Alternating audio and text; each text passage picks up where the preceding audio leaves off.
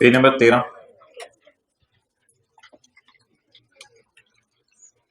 Rules to prevent double derivation and double deduction.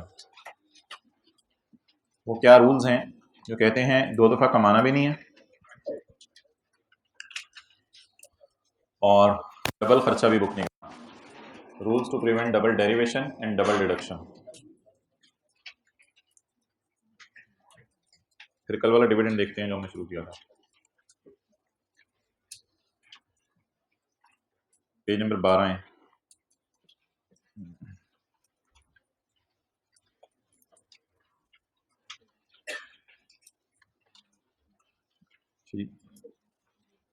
ये 2010 का साल है, ये 2011 का साल है। अब आपने 2010 के साल में उधार पे चीजें बेची तो आप एंट्री करेंगे डेटर डेबिट सेल क्रेडिट। 13 रुपए की चीजें बेची, वो बंदा पैसे नहीं देके गया तो आपने एंट्री कर ली डेटर डेबिट सेल क्रेडिट। पैसे लेने का हक डेबिट और सेल क्रेडिट। और एक बार याद रखिएगा, सेल टैक्सेबल होती है, यानी इस पर टैक्स देना होता है ना। सेल इनकम ऐड होती है तो टैक्सेबल होती है। ये हाइब्रिड वाले टाइम पे आया करें, अब क्लास बाकी डिस्टर्ब होती है। अब जल्दी बैठे, जल्दी जल्दी जल्दी, मर्जी है वैसे। अच्छा, तो सेल टैक्सेबल होती है। अब 2011 के अंदर जिसको आपने चीजें बेची थी वो बंदा पैसे देके चला गया, वो बंदा पैसे देके चला गया। अब जब वो बंदा पैसे देके गया तो आपने एंट्री की कैश डेबिट सेल क्रेडिट। सही है, सेल तो फिर डबल बुक हो जाएगी ना, तो हमने प्रिवेंट करना है डबल डेरिवेशन। डबल कमाने को रोकना है, डिस्करेज करना है डबल कमाने को। तो ये तो डबल बुक हो जाएगी सेल, तो सेल की जगह क्या क्रेडिट होगा। बस ये कॉन्सेप्ट था कि एक चीज को अगर आपने एक दफा सेल में डाल दी है तो फिर पैसे मिलने पे दोबारा सेल में डालने की जरूरत नहीं है। नोट कर लो, ये भी हाइब्रिड क्लास में एंट्रेंस हो रही है। पता नहीं अब क्या टाइम है क्लास का और क्या समझ के सारे आते हैं।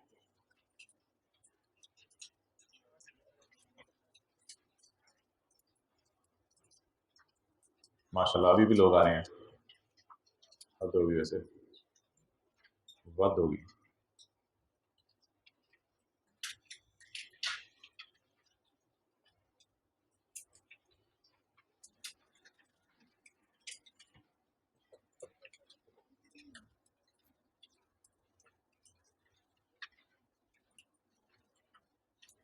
इधर आगे आ जाओ भाई, इस रो में बैग उठा लेंगे। नीचे देखो, शायद हुक को हुक पे लटका दो, नीचे से हाथ लगाओ, देखो मिल रही है। अच्छा भाई, इंग्लिश पढ़ें है। Where any income, where any income is taxable on receivable. ओ भाई ऊपर देखना है वरना कोई फायदा नहीं है।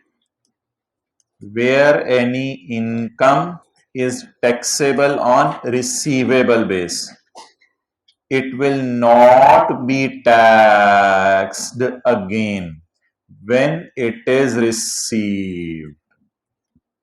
मजा आएगा, देखें जरा। सेल ना टैक्सेबल होती है, सेल इनकम में ऐड होती है। Where any income is,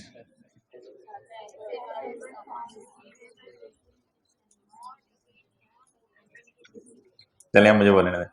where any income is taxable on receivable base, it will not be taxed again when it is, जब रिसीव होगी तो उसको दोबारा इनकम में डालना आपने जी। वो तो अलग बात है ना, वो तो फिर खर्चे के तौर पे माइनस भी हो जाएगा ना। बैड डेट्स हम पढ़ेंगे सेक्शन 29 में, बिजनेस के चैप्टर में।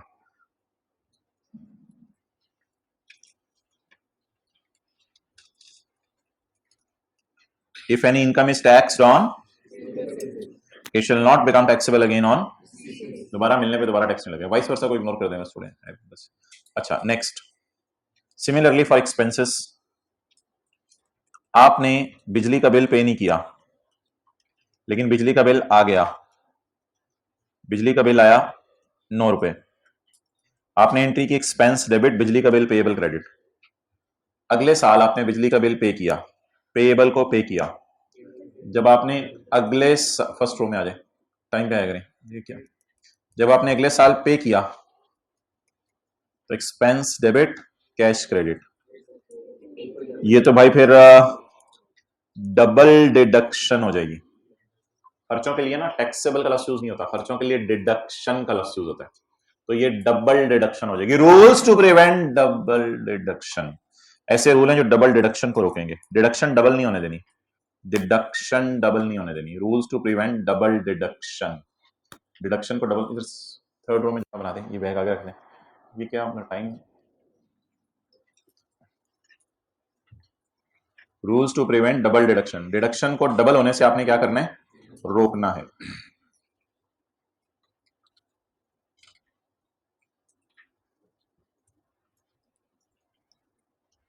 Where any expense is deductible on payable base, it will not be deducted again when it is paid। बल्कि इसके लिए कौन सा लफ्ज यूज होगा, पेएबल। नोट करो।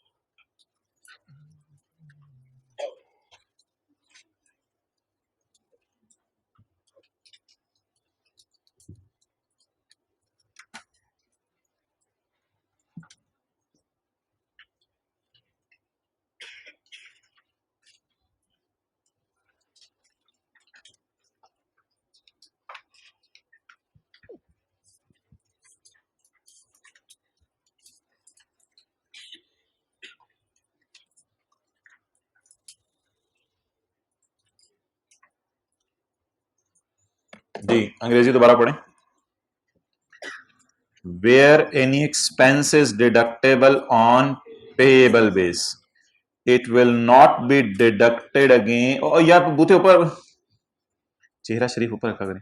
Where any expense is deductible on, it shall not be deducted again when it is paid। जब ये पे होगा तो फिर दोबारा माइनस नहीं होगा, एंड वाइस वर्सा। बस वाइस वर्सा को छोड़ें। लाइक वाइज इसी तरह if any expense is deductible on, देखिए इनकम टैक्सेबल होती है और एक्सपेंसेस डिडक्टेबल होते हैं। अब्दुल्ला को बुलाओ। The same shall not be deducted when it is paid. इसको माइनस नहीं करना जब ये क्या हो, पे हो। Okay, dividend.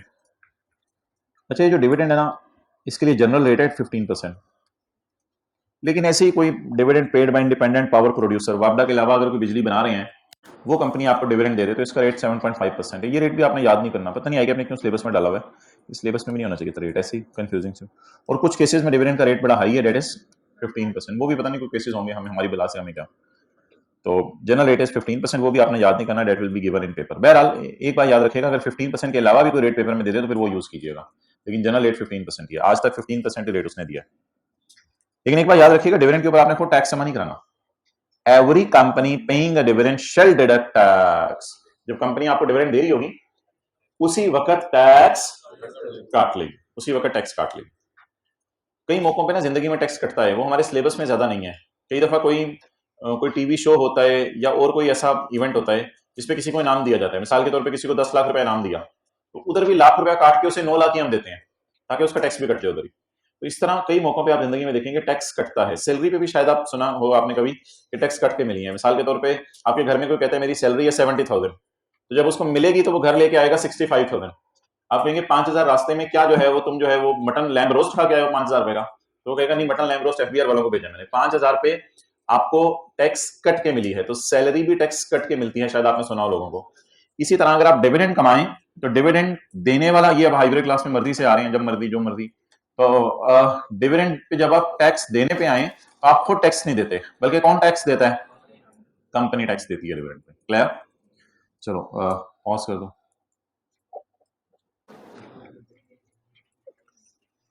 तो डिविडेंड की हम बात कर रहे थे, डिविडेंड पे आगे डिस्कशन कंटिन्यू करते हैं। Following other rates of dividend हो गए थे। अब अगले सफे पे हैं जो कल हम सवाल कर रहे थे। इसमें जो हमारी इनकम फ्रॉम बिजनेस थी डेट वाज 12 लाख, और डिविडेंड इनकम जो कि फाइनल टैक्स रिजीम की थी डेट वाज 300,000। इसके साथ मैंने आपको कहा था सोल्यूशन में बरकत के लिए आपने इनकम फ्रॉम अदर सोर्स लिखना है, हालांकि ये इनकम फ्रॉम अदर सोर्स नहीं है। इसके बाद आपने ज़कात पे की थी, ज़कात एंड रोशर ऑर्डिनेंस के मुताबिक। तो हमने किया क्या था, हमने बिजनेस इनकम पकड़ी थी 12 लाख, फिगर सब आपको याद होगी होंगी, 12 लाख, 3 लाख और 50,000 बिजनेस इनकम पकड़ी थी। इसमें डिविडेंड ऐड की थी, ये हमारी टोटल इनकम आ गई थी। इसमें से हमने फौरन डिविडेंड माइनस कर दिया था क्योंकि इसके लिए डिफरेंट रेट है। तो टोटल इनकम में से जब डिविडेंड इनकम माइनस की तो ये टोटल इनकम आ गई थी। इतनी शर्म से हमने बोला कि यहाँ लिखते हुए भी हमें शर्म आवे। तो टोटल इनकम आ गई 12 लाख, और फिर उसके बाद हमने ज़कात माइनस की थी, फिर हमारी आ गई थी टैक्सेबल इनकम, और टैक्सेबल इनकम पे हमने टैक्स निकाला था टेबल 1 में जाके। तो टैक्सेबल इनकम पे टैक्स निकल आया था हमारा। फिर हमने डिविडेंड को पकड़ा था 3 लाख को, और डिविडेंड 3 लाख को पकड़ के हमने इस पे लगाया था 15%, 3 लाख पे 15%, ये आ गया 45,000।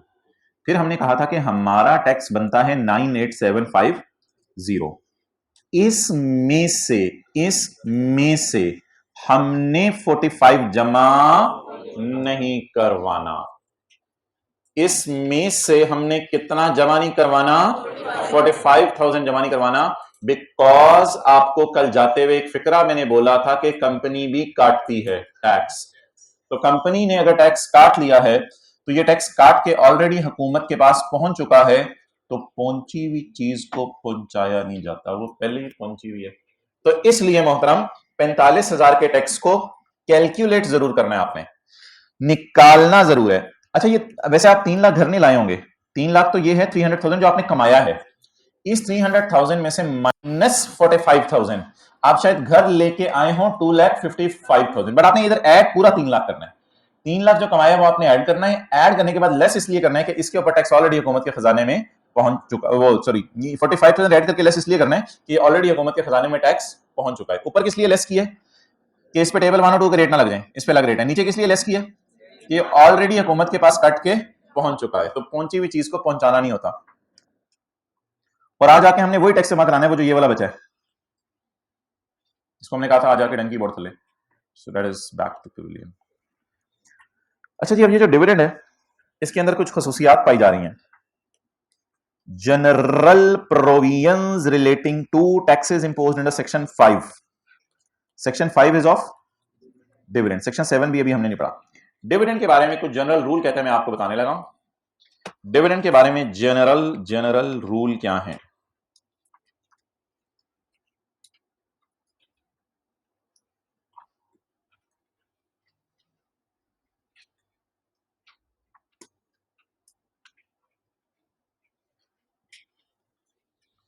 अच्छा जी, डिविडेंड की कुछ कैरेक्टरिस्टिक्स। पहली, the tax imposed under section 5, ये जो टैक्स लग रहा है अंडर सेक्शन 5 शैल बी इसको फाइनल टैक्स कहेंगे।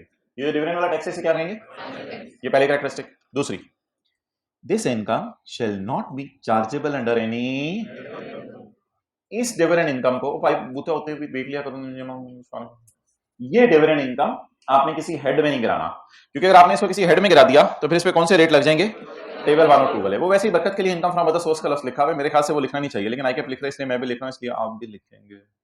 अच्छा, तो दिस इनकम इज, जल्दी जल्दी बैठ जाओ भाई, अब आ ही गए हो तो माशाल्लाह। This income shall not B chargeable under any head of income, ये किसी हेड ऑफ इनकम में नहीं जाएगा। दूसरी बात, नो खर्चे shall be allowed for any खर्चा इनकर्ड, कोई खर्चे डिविडेंड में से माइनस करने की जरूरत नहीं है। आप ये कहो कि मैंने 300,000 डिविडेंड कमाया तो रिक्शे वाले ने मेरे से 1,000 रुपया लिया और दोस्तों ने 1,000 रुपए की मिठाई खिलाई खाई, तो 2,000 रुपया मेरा खर्चा आ गया, तो 300,000 में से 2,000 माइनस किया तो 2,98,000 जो है मैंने कमाया, 2,98,000 पे मैं टैक्स दूंगा। जवाब आएगा नो, आपने 3 लाख पर टैक्स देना है, क्योंकि डिविडेंड में खर्चे माइनस करने की इजाजत। द इनकम से मेरा डिविडेंड इनकम है, यहां और कोई इनकम की बात नहीं हो रही। The dividend income shall not be reduced by any ज़कात, डिविडेंड इनकम में से ज़कात माइनस नहीं होगी। इसलिए हमने क्या किया था, हमने ये 12 लाख पे वापस आ गए थे, हम इसी 12 लाख पे वापस आ गए थे और 12 लाख में से ज़कात माइनस की थी, हमने डिविडेंड में से ज़कात माइनस नहीं की थी। नेक्स्ट, द इनकम, कौन सी income, the dividend income, the dividend income shall not be reduced by the set off any, इसमें से कोई लॉस माइनस नहीं करेंगे। मिसाल के तौर पे एक बंदा कहता है जी मेरा बिजनेस में लॉस आ गया और कैपिटल गेन में लॉस आ गया, और बॉर्डर क्रॉस करता हुआ यहां पहुंचा और कहा मैं डिविडेंड में से माइनस करूंगा, चलना। तो लॉसेस माइनस करने की इजाजत नहीं है डिविडेंड इनकम में से, यानी 3 लाख अपनी जगह खड़ा रहेगा, 3 लाख में से कोई लॉस भी माइनस।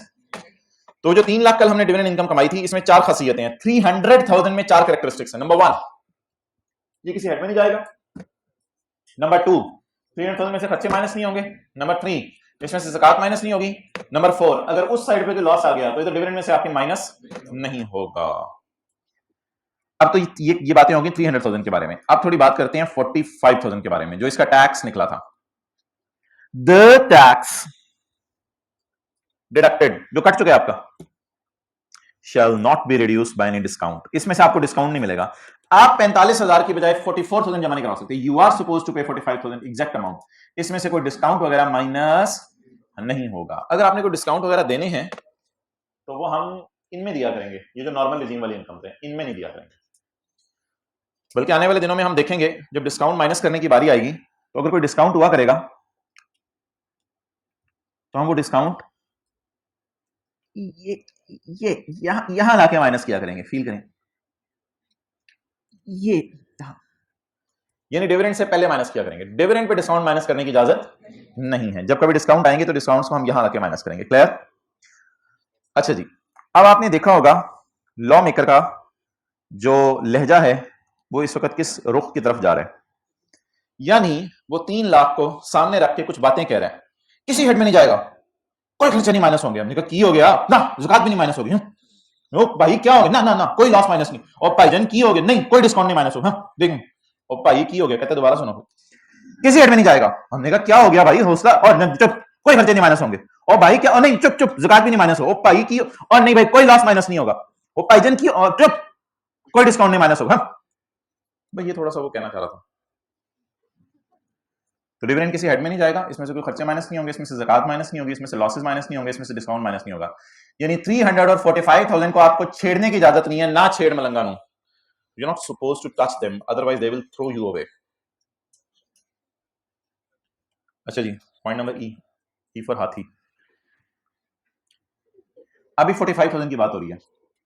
45,000, क्योंकि 45,000 इज अ लायबिलिटी। लायबिलिटी को कहते हैं tax liability. The liability of a person shall be खत्म। ये टैक्स देना आपकी लायबिलिटी नहीं है। अगर कटवा के आ चुके हैं आप कंपनी से टैक्स, अगर आप कंपनी से टैक्स कटवा के आ चुके हैं तो you are not suppose to pay the tax. फिर आपने टैक्स पे नहीं करना। तो अब ये बातें 2-3 मिनट लगाएं और इनको जरा याद कर लें।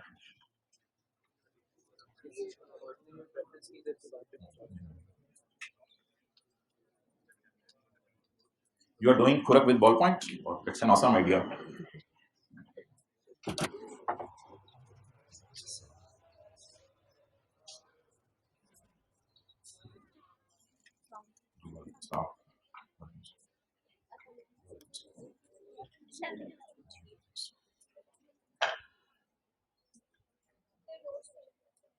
कौन से वाले?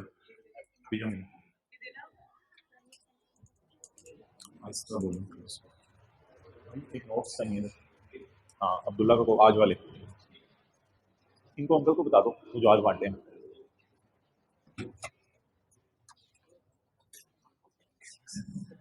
इधर जगह बना के देते हैं तुझे। शुक्रिया।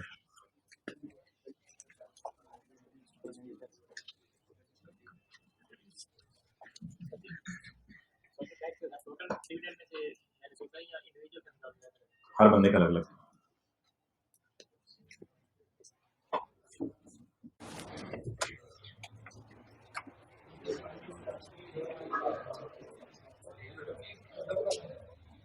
इधर भिजवा रहे हैं कॉपी।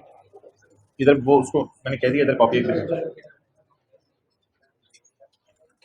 जगह चाहिए आगे। हाँ सर। किसको? आप दोनों को चाहिए? तो टाइम पे क्यों नहीं आते? हाँ हाँ, तो टाइम पे आया करो ना। अभी आ जाओ बहरहाल।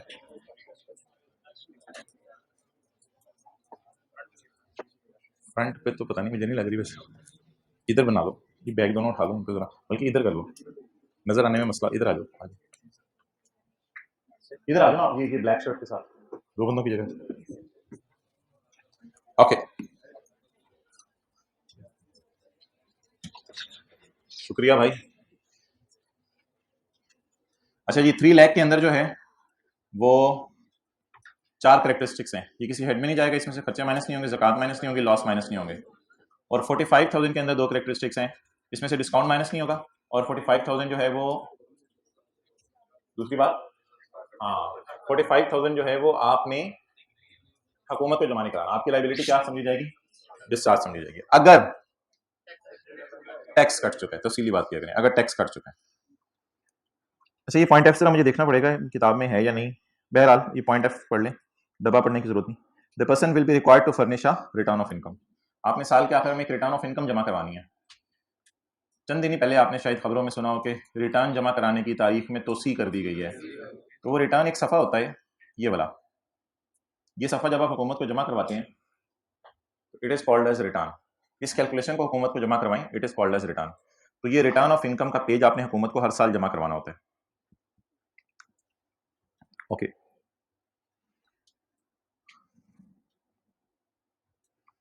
अच्छा, अब जितने सवाल आपको इसमें पास पेपर के करवा दिए हैं तो दैट इज़ इनफ, उससे ज़्यादा सवाल आपको करने की ज़रूरत नहीं है, लेकिन 2-3 सवाल अभी ज़रा देख लेते हैं उनको। नहीं उदास ना हो, चैप्टर खत्म हो गया, साथ साथ याद करना था, वो सोचा हुआ था अब क्या करें, इंशाल्लाह अगले चैप्टर से नियत कर लें, साथ साथ याद करेंगे, परेशान ना हो करें, उदास हो जाते हैं। नदामत के आंसू अपने पास रखें, घर जाके बहाइएगा ज़रूर, बहेंगे नहीं तो अंदर ही अंदर ये पता नहीं क्या कर देंगे, तो इसलिए घर जाके थोड़ा सा शर्मिंदा होइएगा अकेले में बैठ के कि डिसीज इंडिविजुअल में मुझे लीगल डेफिनेशन भी अभी नहीं आती, तो मैं आज वाला याद करूँ या वो याद करूँ, और फिर आगे जो इनकम प्रॉपर्टी वाला आज पढ़ना है वो अलग होगा, साथ साथ याद नहीं करेंगे तो।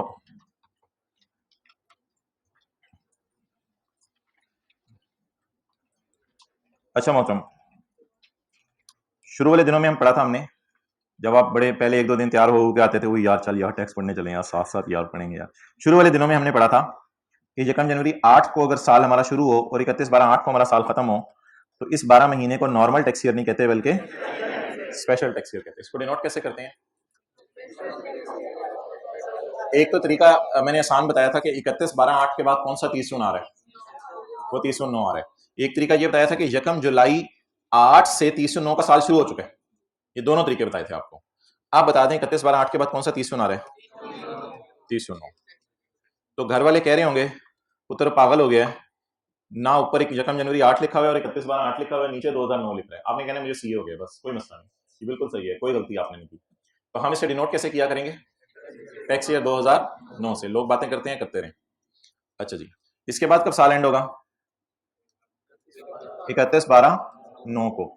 ये जो 31/12/9 है, इसको डिनोट कैसे करना है? इसका तरीका ये है कि 31/12/9 के बाद कौन सा 30 आ रहा है? 30/10 आ रहा है, इसलिए इसको मैंने क्या कैसे डिनोट करेंगे? टैक्स ईयर 2010 से। ये 12 महीने हैं और ये भी कौन सा ईयर है? Special tax year. ये तो आपसे डिस्कशन हो गई जो हमने ऑलरेडी टैक्स ईयर के अंदर पढ़ा था, ये उसकी जरा एक रिवीजन हो गई। अब ये जरा देखें जीन फ्रैंक भाई ने क्या गोल खिलाया।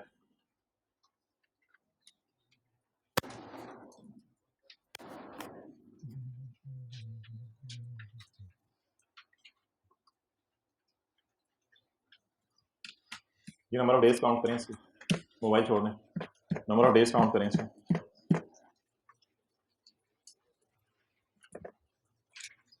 किसी को कॉपी ना मिली हो।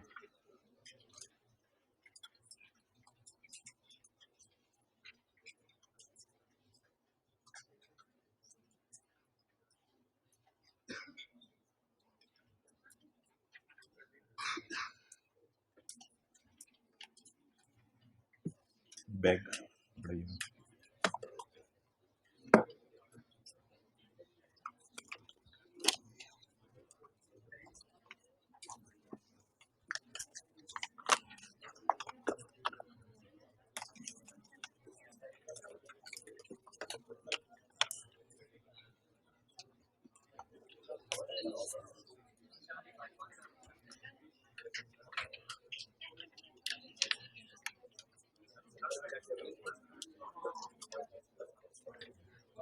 जी। अच्छा मुझे ये बताएं कि इसका जो ईयर एंड है वो आपने 30 जून लेने या 31 दिसंबर लेने? तो एक बात मेरे भाई याद रखिएगा कि वो कहता है Jean Frank Weiss is a designer often visits to Pakistan for promotion of his products, during his last visit, पिछली दफा जब वो आया था बबलू, तो पाकिस्तान में ही बैठा रहा, जुलाई अगस्त जनवरी फरवरी, determine the residential status of Jean Francois for the tax year 2009, assuming that, अगर आगे एस्यूमिंग ना लिखा होता ना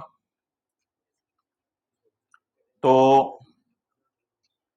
इसका मतलब होता 1 जुलाई 8 से 30 जून 9,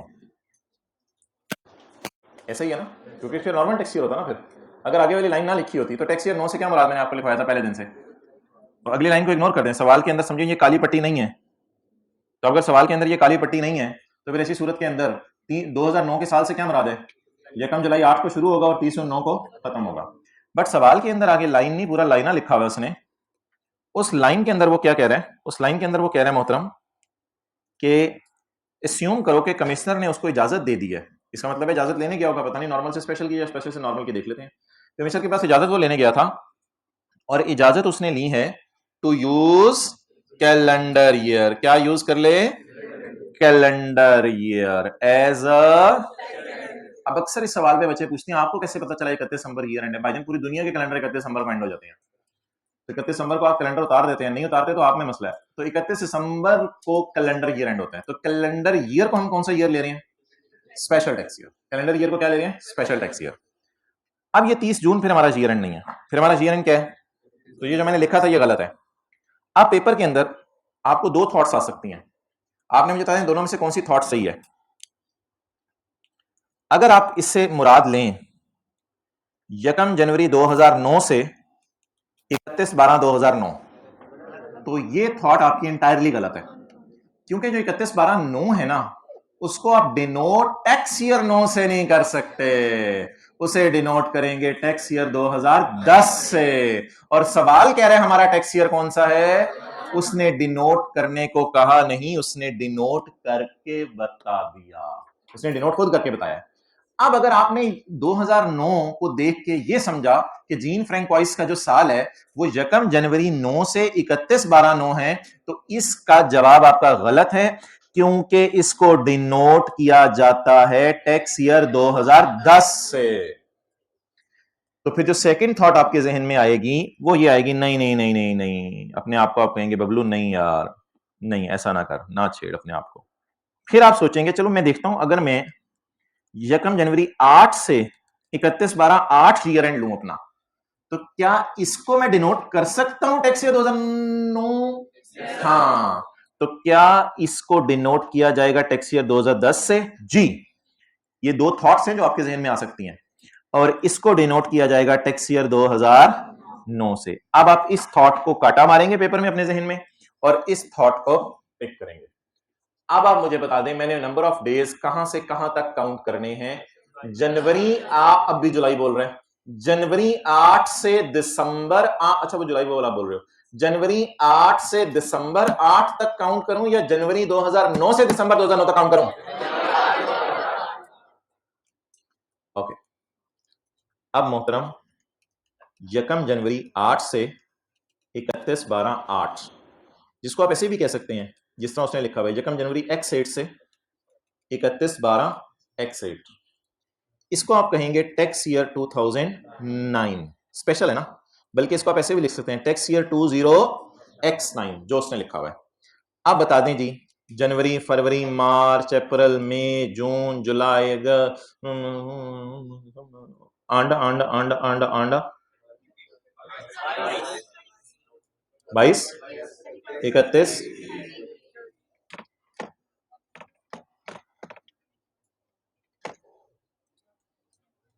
22 31, नोट कर लें 75 77, therefore he will be considered as non resident individual. तो 2009 किसे कहते हैं, जनवरी 8 से दिसंबर 8 को। थोड़ा सा जरा टेक्निकल सवाल था, आपकी तकनीकी स्किल्स को टेस्ट करा था।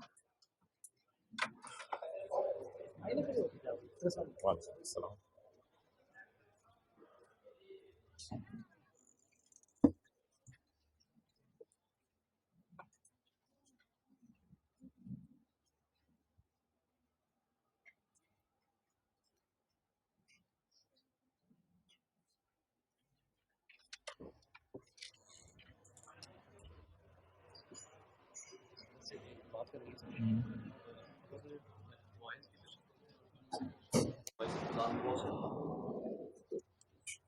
मुझे काउंट करके बताओ दोनों।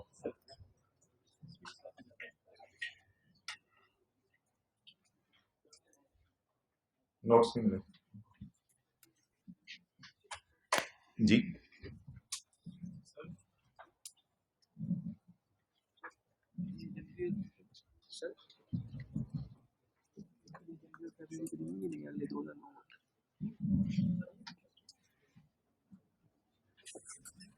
हमारा स्पेशल टैक्स ईयर है ना, 31/12/8 को एंड हो गया।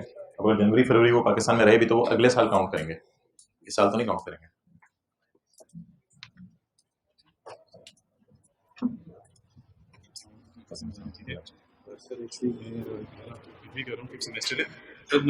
हाँ, आप क्लास के बाद मिल लें, प्रिंसिपल साहब से मिल लें, वो आपको कुछ पर्ची बना देंगे। हाँ, प्रिंसिपल साहब से मिल लें नीचे। हाँ, प्रिंसिपल से मिल लें।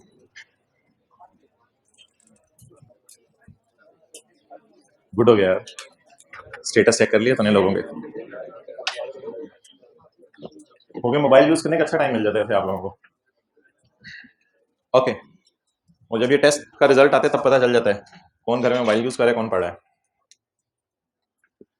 अच्छा जी, तो ये जो जनवरी फरवरी अगला वाला है ना, इसको आपने काउंट नहीं करना, ये वाला जो जनवरी फरवरी है। क्यों? क्योंकि हमारा टैक्स ईयर कब एंड हो गया है?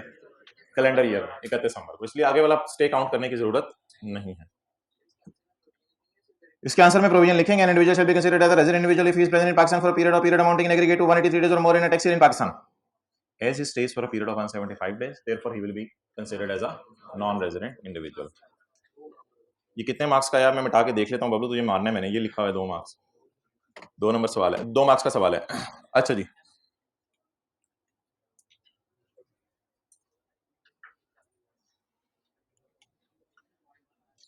अच्छा कुछ हजरात एक सवाल पूछ रहे हैं, वो ये सवाल पूछ रहे हैं कि फरवरी के अंदर 29 दिन गिनने हैं या 28 दिन। तो मोहतरम उसके लिए अच्छा मुझे बता लेना दो, जो 2016 का साल है, ये जो 2020 का साल है, ये जो 2024 का साल है, इस अगर ये वाला सवाल आपको पेपर में आ जाए तो फिर आप फरवरी में 29 दिन काउंट करेंगे। जाहिर बात है फरवरी में 29 दिन है तो फिर 29 दिन ही काउंट करने पड़ेंगे आपको।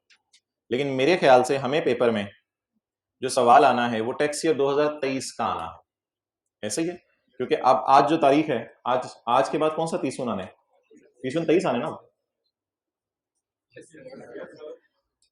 ये कैलेंडर खोल लें, काला कैलेंडर, तो नजर कहाँ आ रहा होगा आपको, तो ये अक्टूबर 22 चल रहा है अभी, तो उसके बाद कौन सा 30 आने। तो 99% चांस है कि पेपर में आपको जो सवाल आएगा वो टैक्स ईयर 2023 का आएगा, तो इसलिए आपको फिर फरवरी में 29 दिन गिनने की जरूरत नहीं है। लेकिन अगर पेपर में खुदा ना खास्ता 2024 का सवाल आ गया या 2020 का सवाल आ गया, जो आ सकता है, कोई ऐसा मसला नहीं, तो फरवरी में कितने दिन गिनेंगे? 29 दिन गिनेंगे। सर हमें कैसे पता चलेगा फरवरी में 29 दिन है? मैंने बता दिया, 2016 में 29 दिन है, 2020 में 29 दिन है, 2024 में। सर फिर भी कैसे पता चलेगा? याद कर लें, तो हर 4 साल बाद 29 दिन आते हैं। नहीं यकीन आ रहा तो क्लास के बाद जो है वो आप बंदे लेके आ जाएं, मैं आपको ये दिखा देता हूँ। 2000 चुप है, 2000 ये देख लें, ये फरवरी 2024 आ रहा है, इसमें 29 दिन आ रहे हैं, इसको आगे गले मिले। तो ये जी मोहतरम, इन हजरात को हमने फ्री कर दिया, जवाब देके, इसको कहते हैं जवाब ही दे दिया जी। हर बबलू क्वेश्चन 29 पे आ जाए, साथ से पूछे अभी तू बबलू है रे? पढ़े जी, पढ़े पढ़े पढ़े।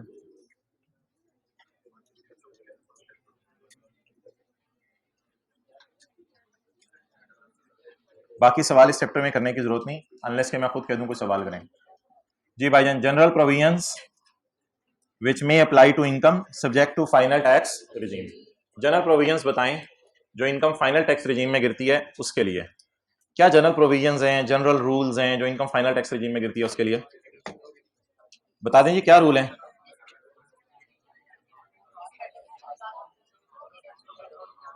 जब आज घर वाले कहेंगे कि बेटा आ जाओ खाना खा लो, तो आपने जाके वहां बैठना है और बैठ के क्वेश्चन 29 खोलना है, और क्वेश्चन 29 खोल कर पहले उसका सोल्यूशन अपने जहन में आपने खाने की टेबल पे बैठ के आंखें बंद करके किसी हेड में नहीं जाएगा, कोई खर्चे नहीं माइनस होंगे, कोई ज़कात नहीं माइनस होगी, कोई लॉस नहीं माइनस होगा, टैक्स में से कोई टैक्स डिस्काउंट नहीं माइनस होगा। ये क्वेश्चन 29 का जवाब है।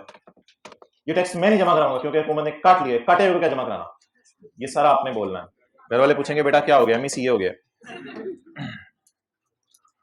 ओके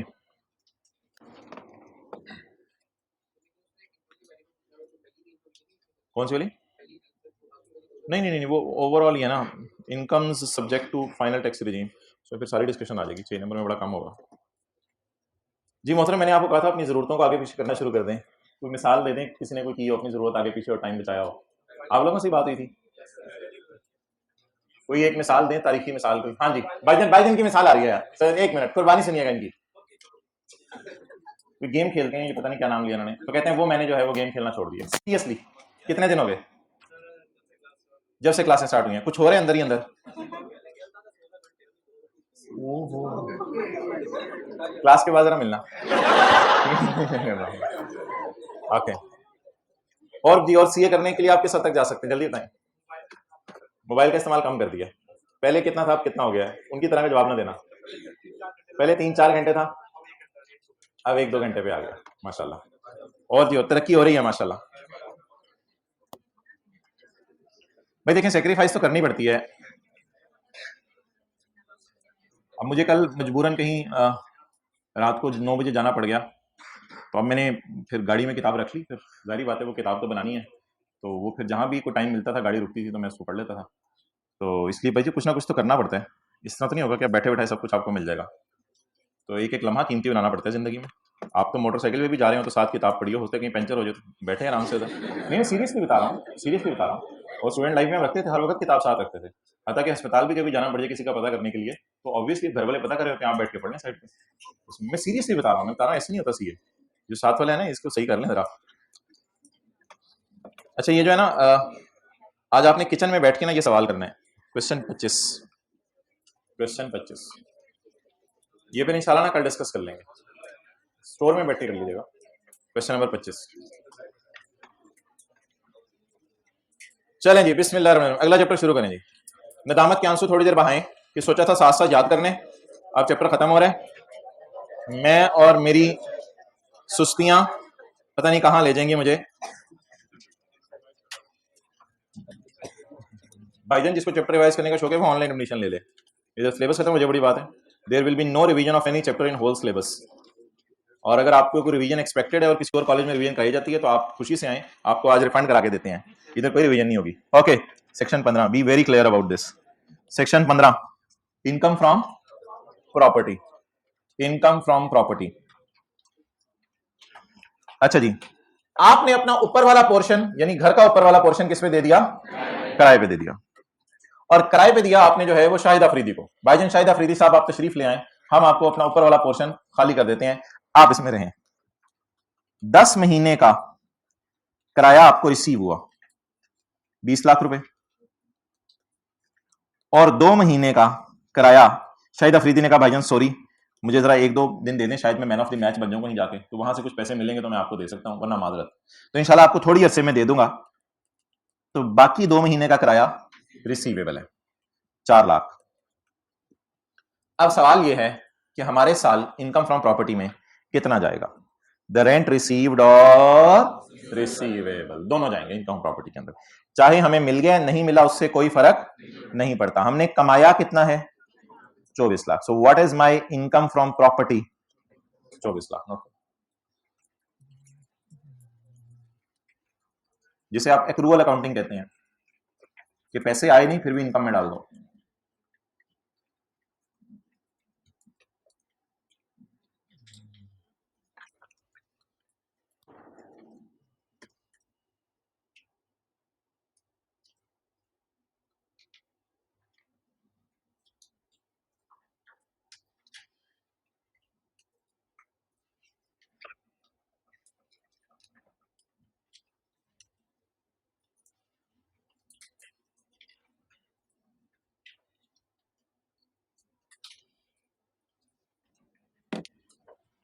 ओके,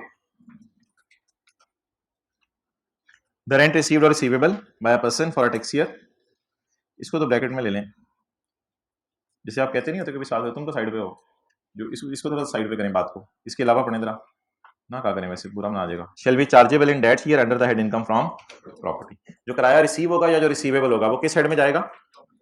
लेकिन अगर किराया ही एग्जेम्प्ट हो, जैसे आपने एग्रीकल्चर लैंड किराए पे दे दी, क्या खूबसूरत तरीका है बॉल पेन से खुरक करना। अच्छा, तो लेकिन अगर आपने कोई एग्रीकल्चर लैंड किराए पे दे दी, तो ये किराया इनकम में जाएगा या ये एग्जेम्प्ट हो जाएगा? बोले एग्जेम्प्ट हो जाएगा। तो अगर कोई रेंट एग्जेम्प्ट है तो उसको आपने इनकम में नहीं डालना। ओके, चलें जी। रेंट का मतलब क्या है? Rent means any amount received और receivable by the owner of a land और बिल्डिंग। आप घर के ओनर हैं और आपने अपनी लैंड या बिल्डिंग किराए पे दे दी है, एज कंसिडरेशन, बदले में। भाईजन कितने देख रहे हो? अपने नोट्स की तरफ देख लो या इधर देख लो। एनी अमाउंट रिसीव्ड और receivable by the owner of a land और अ बिल्डिंग एज कंसिडरेशन, बदले में। किस बदले में? फॉर यूज, कि अगले को आपने इस्तेमाल करने दे दी अपनी प्रॉपर्टी, और ऑक्यूपाई, अगले को ऑक्यूपाई करने के लिए दे दी अपनी प्रॉपर्टी। क्या ऑक्यूपाई करने के लिए दिया अगले को? लैंड या बिल्डिंग। अच्छा, यहां लफ्ज लिखा हुआ लैंड और अ बिल्डिंग, इसका मतलब यह है कि आप लैंड एंड बिल्डिंग भी किराए पे दे सकते हैं, खाली लैंड भी किराए पे दे सकते हैं। खाली लैंड से मतलब यह है कि आपके घर के साथ एक प्लॉट है और वो खाली पड़ा हुआ है और वो भी आपका है, आपने वो किराए पे दे दिया, तो ये आपने क्या किराए पे दिया? खाली लैंड। क्या किराए पे दिया? खाली लैंड को किराए पे देना भी इनकम फ्रॉम प्रॉपर्टी है। अच्छा, खाली बिल्डिंग किराए पे दे सकते हैं लैंड के बगैर? ऐसा सच तो नहीं दे सकते, लेकिन अगर आप ऐसी कोई जबरदस्ती एग्जांपल बनाना चाहें तो कोई बुर्ज खलीफा के ऊपर 50वां फ्लोर है, वहां पे आपने जो है 50वें फ्लोर के ऊपर किसी को कोई रूम किराए पे दे दिया, तो वो खाली बिल्डिंग शायद समझी जाए, तो इस तरह भी हो सकता है। तो ये सारी की सारी चीजें will fall under the head income from property. देखते हैं, खुद ही दिमाग में उतर जाएगा। हद होगी, हद होगी, हद होगी, वादी होगी। इट्स एनफ, मतलब ये कि नोट कर लें।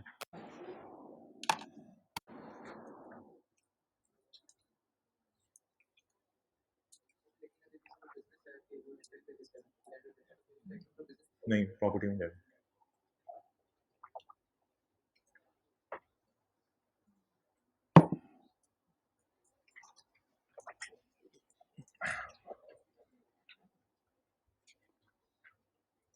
क्योंकि लैंड एंड बिल्डिंग नहीं लिखा हुआ, लैंड और बिल्डिंग लिखा हुआ है, इसलिए खाली लैंड को भी आप किराए पे दे सकते हैं।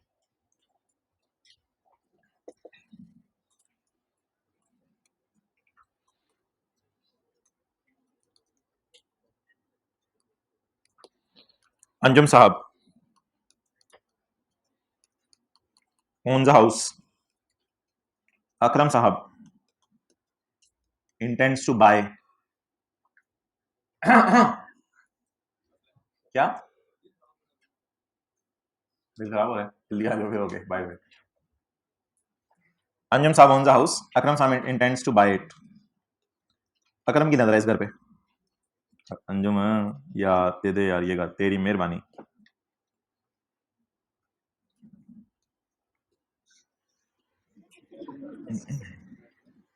आप जो है वो, अकरम आया अपने बीवी बच्चों को लेके कि मैं जो है बाल बच्चों को लेके कि मैं ये घर लेना चाहता हूँ। बीवी ने कहा यही ख्वाब मुझे मैट्रिक में आया था। तो ये मुझे ख्वाबों की ताबीर पूरी होती हुई नजर आ रही है। सो माय सरताज, आई एम योर मलका, we want to buy this house. हम ये हाउस क्या करेंगे जी? बाय करेंगे।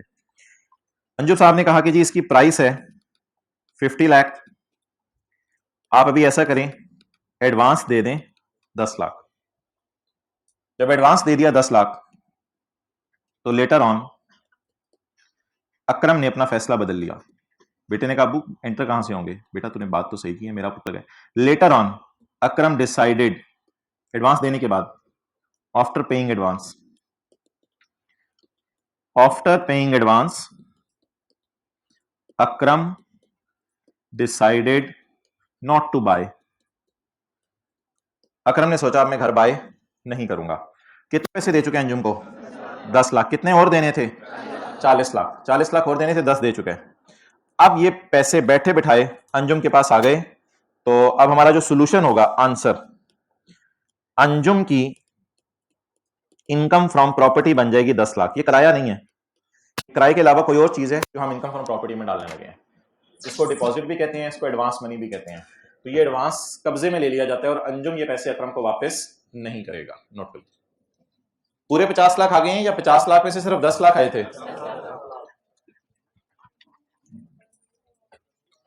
This 10 lakh will be the income from property in the hands of, बोल दें, in the hands of an Jong.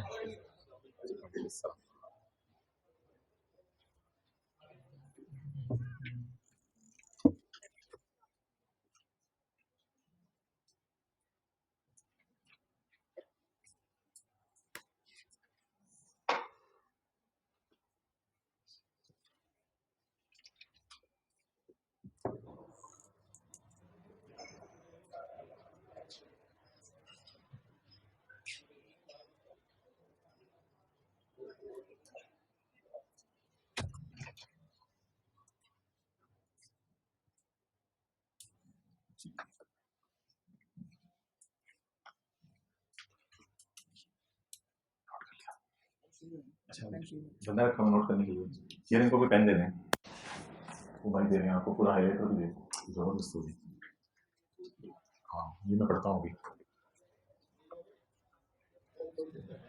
मेरे शायद से 76 है। इधर उधर भी काउंट कर लो।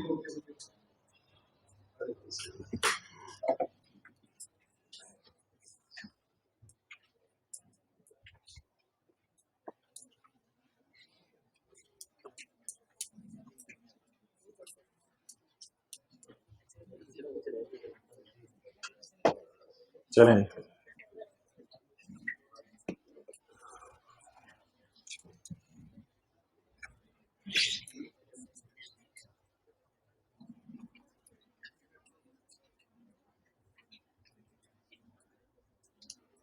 तो ये घर किराए पे नहीं दिया, घर बेचने का मुआहदा किया था, लेकिन बाद में सोचा कि घर नहीं बेचते, तो ये पैसे किधर चले जाएंगे? Income from property.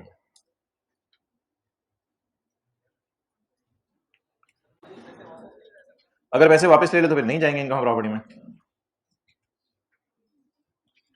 Any advance, forfeit होते हैं छुड़वा लेना, ये 10 लाख उससे हमने छुड़वा लिया जबरदस्ती, विलिंग तो नहीं होगा सारी बात है वो छोड़ने पे, लेकिन छुड़वा लिया, अगर 4 फीट कर लिया, कब्जा कर लिया इस पे आपने, तो फिर ये 10 लाख आपकी इनकम है।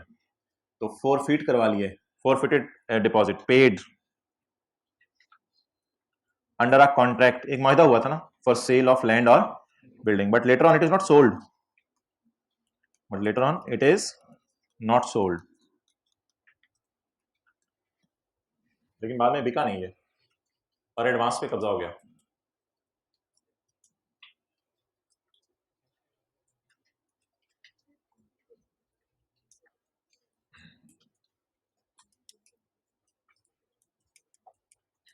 चलें, साथ वाले को दान देकर स्माइल करें और फिर आगे चलते हैं। यार आप नहीं मुस्कुराए, साथ वाले को देखें आप। चलो गुड, आगे चलें जी।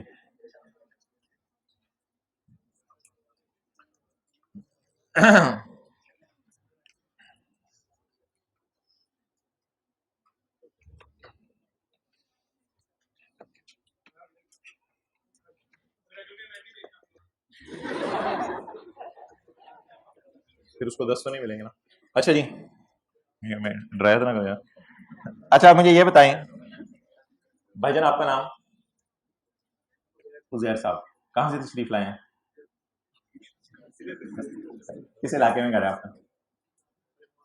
रहमानगढ़ में। आप किस इलाके से? बहावल नगर से तशरीफ लाए हैं। क्या नाम है आपका? मोहम्मद भाई। ये मोहम्मद भाई जो है वो,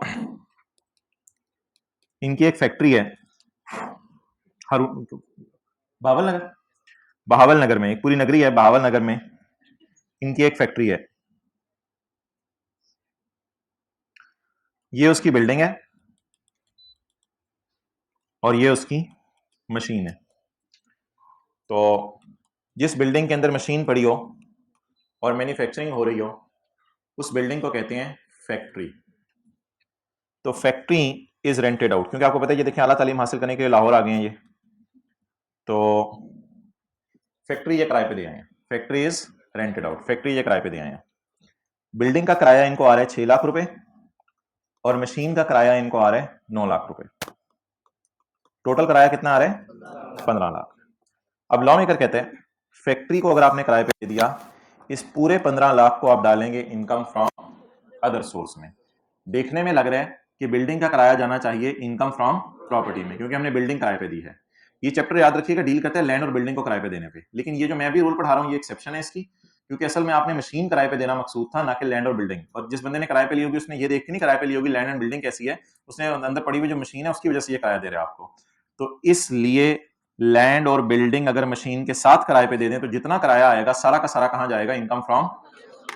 चलें जी नोट करें।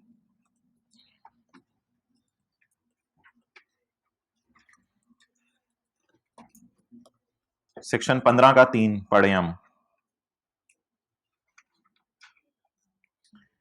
सेक्शन 15 का 3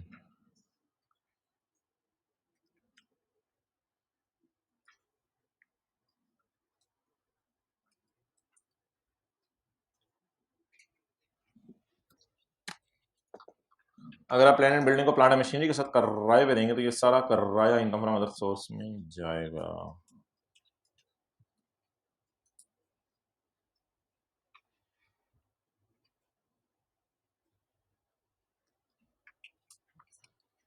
आपके साथ वाले को पढ़ने की तौफीक दे।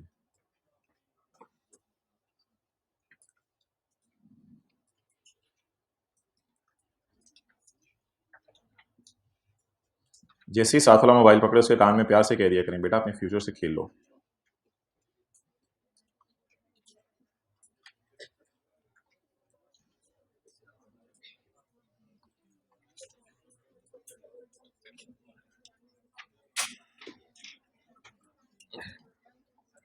ये सारे पैसे किधर चले जाएंगे जी, इनकम फ्रॉम अदर सोर्स में।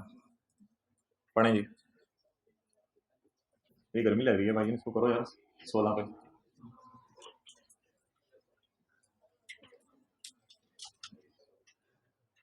पढ़ें जी। पहुंची हुई सरकार खुद ही बंद कर रहे हैं। एनी किराया received by a person, person से मेरा दोनों होगा। एनी किराया received by a person against किराए पे देना ऑफ बिल्डिंग, ये देख ले ऊपर कुछ नहीं होता, किराए पे देना ऑफ बिल्डिंग टुगेदर विद। अगर आपने बिल्डिंग किराए पे दे दी, देख लें कैसे सीवन होता है, अगर आपने बिल्डिंग किराए पे दे दी together with plant and machinery तो it shall be chargeable under that income from. ये अमाउंट सारी की सारी कहां चार्जेबल होगी, इनकम फ्रॉम अदर सोर्स में। ओके ओके अच्छा जी।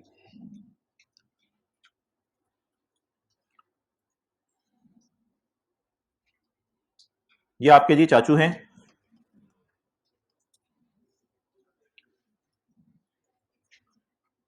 क्या कह रहे हैं मेरे अब्बू का कोई भाई नहीं है, अच्छा कोई अंकल जेन में ले आओ।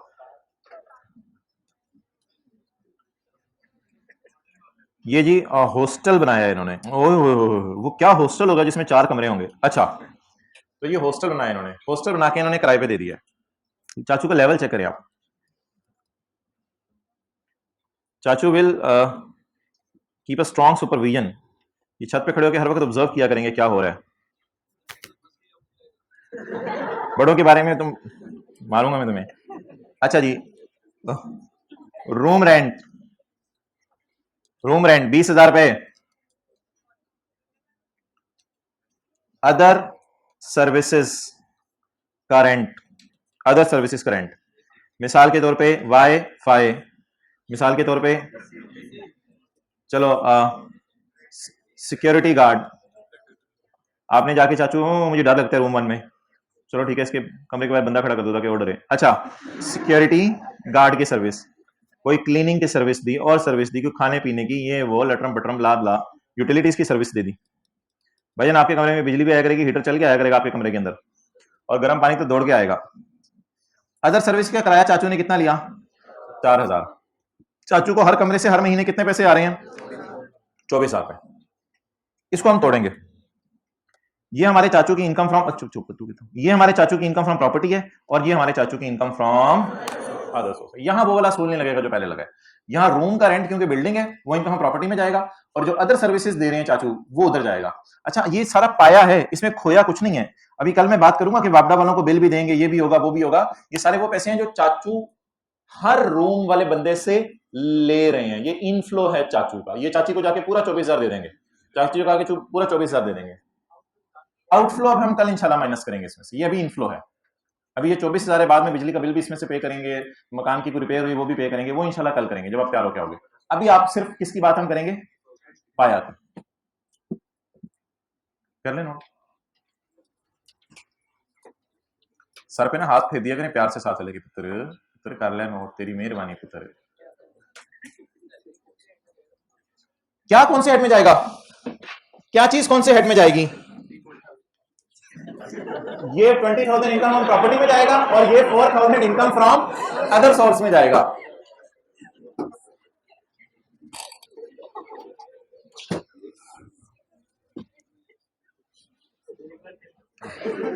फीस एक दफा और शो 2 दफा, हाथ हो गया, जल्दी करें। आज तो इलामा इकबाल की तरह बैठे हो, बैठो जरा दोबारा उस तरह।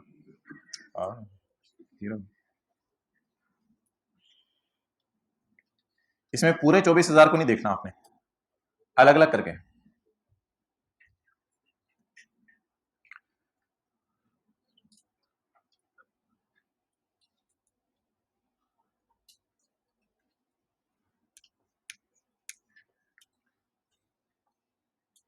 लॉ में बहुत आसानी होगी अगर आप जिस तरह लिखा हुआ है उस तरह बस पढ़ें।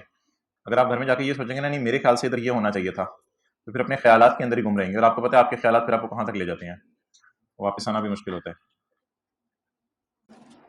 छोड़ दे मोबाइल, बस कर देना, 3 दफा मना किया। अच्छा जी, तो ये जी इनकम फ्रॉम प्रॉपर्टी और income from other source. Property room rent जाएगा और जो बाकी सर्विसेज दी जा रही हैं वो कहां जाएंगी, income from other source. Where rent, rent से मुराद इसकी इधर 24,000 है, where 24,000 include 4,000, where 24,000 include 4,000 for providing. 4,000 क्यों ले रहे हैं चाचू, फॉर प्रोवाइडिंग, क्योंकि चाचू प्रोवाइड कर रहे हैं एमिनिटीज। एमिनिटीज सर्विसेज होती हैं, वही कोई क्लीनिंग सर्विस दे दी और कोई सर्विस दे दी रूम में। Where 24,000 include 4,000 for providing amenities, utilities और any other service connected with the renting of building. ये नहीं कि कोई इन 4 के अलावा कोई 5वां बंदा आए और आके कहे कि भाईजान मुझे जरा बाहर वाईफाई दे दे, चपेट आएगी आपको बाहर। ये सिर्फ सर्विसेज किनको मिलेंगी, जिन्होंने रूम रेंट पे लिया हुआ, connected with the renting of building. It 4,000, it shall be मार इन द साथ, it shall be chargeable under the head income from। अगर it income from other source में चली जाएगी तो remaining and remaining in income from property and remaining rupees 20,000 कहां चला जाएगा, इनकम फ्रॉम प्रॉपर्टी। और it कहां चली जाएगी, यानी कि वो पैसे जो सर्विसेज के लिए जा रहे हैं वो इनकम फ्रॉम अदर सोर्स में चले जाएंगे।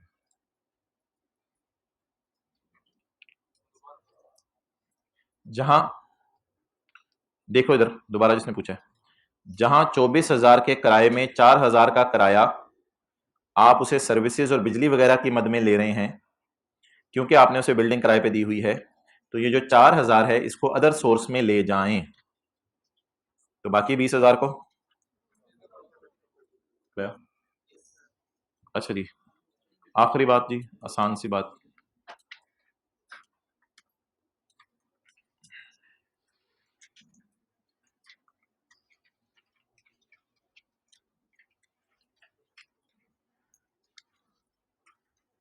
आपने घर किराए पे दिया अपना, मार्केट में किराया चल रहा है, सब पहले देख लें, मार्केट में किराया चल रहा है 50,000, आपको दोस्त मिल गया पीआरसी वाला, ओ क्यों तू मेरे साथ बैठता था, तेरा ये नाम था, तू तो पढ़ता नहीं था, हाँ अच्छा तू आया है, चल यार तेरे लिए 49,000। अब बता दें मार्केट में घर कितने में किराए में मिल रहे हैं, आप उससे कितना किराया ले रहे हैं, पहले इधर देख लें।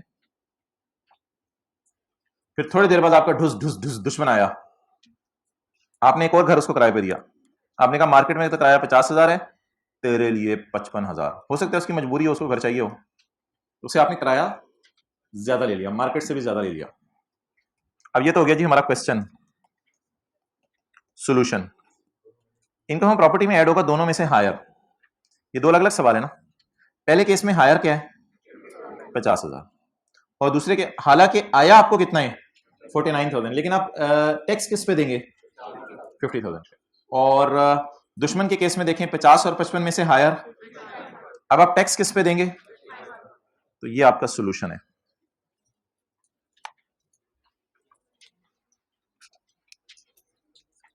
अगर पेपर में 2 किराए दिए हों तो दोनों में से कौन सा उठाने और कौन सा गिराने? नहीं गिराइएगा ना, बस उसको यूज नहीं कीजिएगा, हायर वाला किराया उठा लीजिएगा।